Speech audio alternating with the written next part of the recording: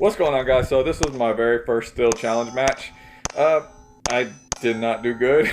I didn't do good at all, but it was, it's just something for me to look back on 6 months from now and say, hey, that's how bad I sucked then and I'm a lot better now. So that's basically the purpose of me recording this video.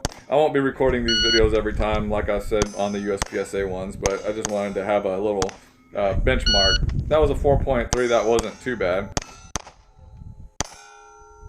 Have a tendency to want to move? Yeah. Just follow through. Just stay there, hear the ping, and then move. Oh yeah, these are. Yeah, obviously 12. I couldn't even swing through on the big ones. So on this stage, I had problems with the smaller targets at distance because I'm just switched sights. I had a Dawson Precision fiber optic green front sight, which I really loved.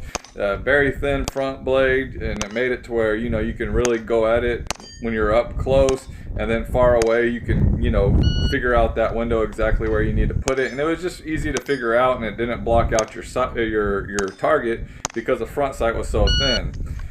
So it flew off, and I cross-threaded it and had to send it back to Dawson Precision. So I had to slap on my night vision sight, and 2 days before I go to this competition, I have to switch back to that and try to get used to that, which I didn't have a chance to even go practice with it or whatnot. So I was having trouble with the smaller targets with this big blocky front sight that fills in the whole rear notch post. Now on this stage and other stages, I was trying to figure out the sequence that I wanted to go. Shooter ready?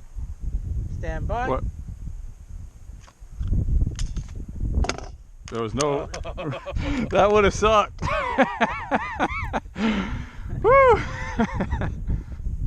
So, like I was saying, I was trying to figure out whether to start drawing on the small targets, which would have taken more time and transition faster to the big targets, or else draw on the big targets, which would be faster on the draw, but takes more time on the transitions to the smaller targets. So, trying to figure out the way that you want to go about these stages there is something to it, more than I figured there would be. Right here is just a simple left to right, same size targets, but they get further and further away. Times weren't good at all on this one, but I'll get used to it. I just have a lot of transition work to do, and this is good practice for transition work. That's what I like about.